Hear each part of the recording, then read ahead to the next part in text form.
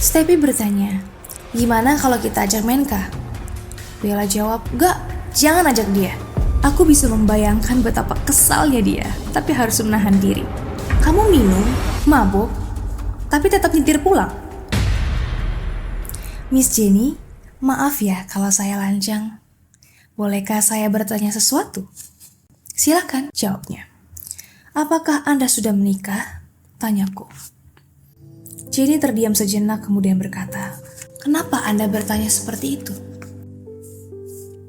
Aku jawab lagi, apakah Anda tinggal sendirian atau bersama keluarga? Lanjutku seperti berbicara dengan diriku sendiri. Jenny menatapku namun tidak menjawab. Dari dugaanku, Anda hidup sendiri. Masih lajang bukan? Kataku dengan pelan. Jenny menahan tawa. Kenapa Anda berpikir seperti itu? Setelah melihat desain Anda, saya merasa ini adalah desain untuk orang yang hanya ingin menikmati hidup, tapi tidak memahami kehidupan yang sesungguhnya. Dalam rancangan Anda, saya hanya melihat kemewahan dan kesenangan yang semu. Tidak ada kenyamanan atau kepastian. Seolah-olah orang yang tinggal di sini hanya sibuk bercinta tanpa benar-benar hidup untuk dirinya sendiri atau keluarganya. Saya rasa saya dan suami saya tidak membutuhkan desain seperti ini. Jawabku dengan tenang. Sorot matanya berubah. Aku bisa merasakan kemarahannya, tapi dia harus menahan diri karena aku adalah kliennya. Itu memberiku rasa yang puas. Desain saya selalu mendapat pujian dari klien.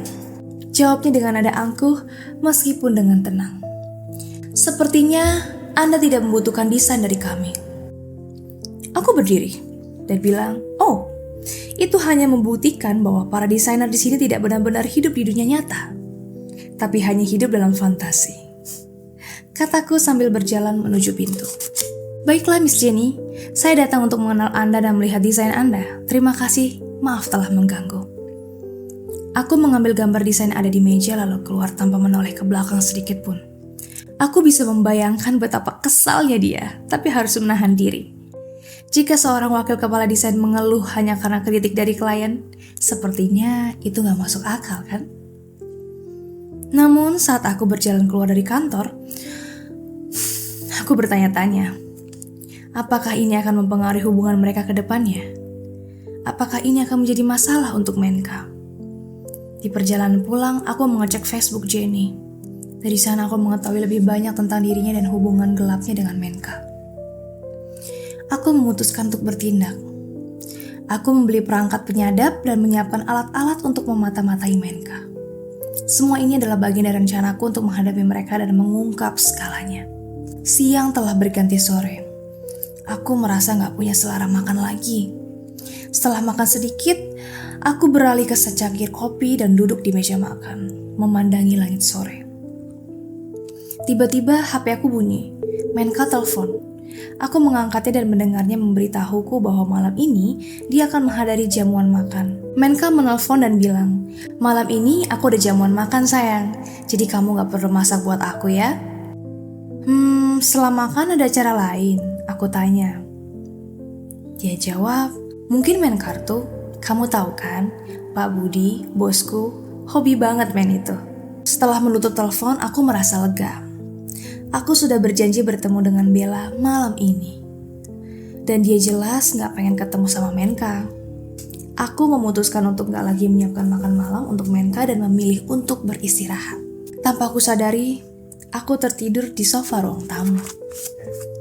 Tiba-tiba aku bermimpi berlari di tengah hiruk pikuk kota. Dikejar oleh seseorang. Aku merasa terjebak dan gak bisa berlari cepat. Aku terjatuh dan terlempar ke dalam kegelapan. Saat berlari menuju cahaya, aku malah mendapati diriku berdiri di tepi jurang. Ketakutan mencekam. Ketika sosok itu mengulurkan tangan kepadaku dengan tangan yang hitam legam. Aku melompat tanpa berpikir panjang dan aku terjatuh. Aku mendengar seseorang memanggil namaku. Aku terbangun. Nafas terengah-engah dan tubuhku terasa basah oleh keringat dingin. HP-ku bunyi lagi. Namun, kali ini panggilan dari nomor yang gak dikenal. Aku gelisah dan aku gak mau angkat. Waktu berlalu dan aku masih merasa lelah karena mimpiku sebelumnya. Tapi aku ingat kalau malam ini aku udah berjanji bertemu dengan Bella. Aku terburu-buru mengganti pakaian dan menuju restoran. Di restoran, Bella dan Stepi sudah duduk di meja yang mencolok. Seperti biasa, Bella sibuk memilih pakaian, sementara Stepi terlihat sedikit bingung. Ekspresinya tegang. Ada ketidakcocokan antara mereka yang terasa aneh. Aku duduk dan ikut berbincang dengan mereka. Bella bertanya, "Kamu mau nggak nonton film setelah makan?" Tapi Stepi malah mengusulkan untuk mengajak kakak iparnya. Bella langsung menolaknya. Stepi bertanya, "Gimana kalau kita ajak Menka?" Bella jawab, "Gak, jangan ajak dia." Aku bilang sama mereka, "Dia ada acara malam ini. Dia gak akan bisa datang." Malam itu, Stepi menceritakan sebuah cerita lucu tentang kasus perceraian yang berakhir dengan kekacauan di kantornya. Semua orang tertawa, namun aku merasa gelisah, karena ceritanya mengingatkanku pada kondisi pernikahanku dengan Menka. Rasa takut dan cemas mulai muncul lagi, memperburuk perasaan yang sudah lama terpendam. Bella menyadari perubahan dalam diriku dan berusaha menghiburku dengan membicarakan masalah lain. Kemudian, tiba-tiba Niko muncul. Dia adalah pria yang sosok tenang, namun tatapannya menatapku dengan cara yang berbeda dan tajam, penuh makna. Aku ngerasa sedikit canggung, tapi aku mau coba untuk gak liatin dia. Setelah beberapa saat, Bella godain aku dan ajak aku nyanyi di KTV untuk melupakan semua masalahku. Aku setuju, meskipun ada sesuatu yang terasa aneh dalam diri aku. Di KTV, Bella dan Stepi tenggelam dalam obrolan mereka. Namun aku ngerasa gak nyaman dengan kehadiran Niko yang duduk di sudut ruangan. Dia mengajakku minum dan meskipun awalnya aku menolak, aku akhirnya menyerah dan mulai meminum beberapa gelas alkohol. Kemudian, keadaan mulai memburuk ketika Niko mendekat dan mulai menggoda dengan cara yang terlalu percaya diri. Aku merasa terjebak antara perasaan yang muncul dan perasaan bahwa ini hanya sebuah permainan baginya. Niko bilang, "Kalau mabuk, aku yang akan anterin kamu pulang." Aku jawab, "Kalau kayak gini terus, aku bisa mabuk nanti." "Setidaknya beri aku sedikit kehormatan kan?" jawab Niko. Aku bilang, "Aku gak kuat minum." Niko dengan tegas ngomong, "Kalau kamu mabuk, aku yang akan antar kamu pulang kok."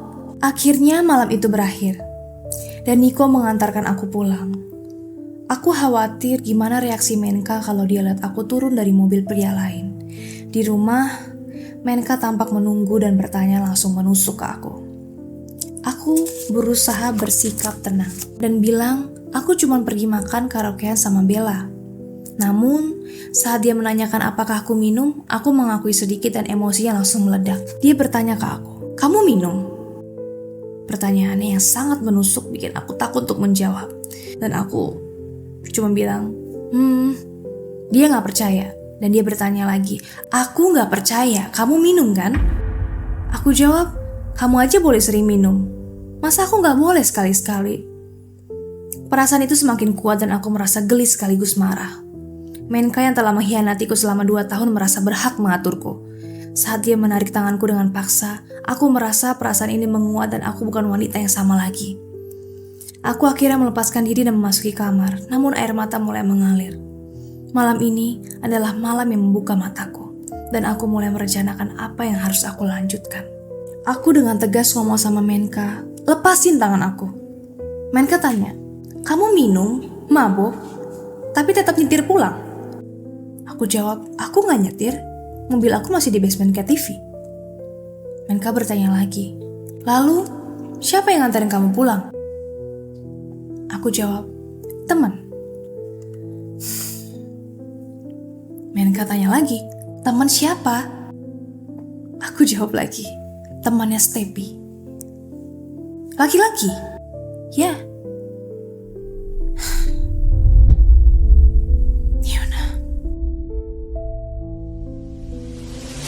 Kalau dia bisa marah karena aku diantar pria lain semalam, terus gimana dengan dia yang check-in dengan perempuan lain hari ini? Tiba-tiba, ada suara berisik terdengar. Yah, mereka udah nyampe. Dari cara duduk kamu dan gimana cara kamu melihat satu hotel itu, aku bisa nebak. Cowok itu pasti suami kamu kan? Kamu lagi ngikutin seseorang ya?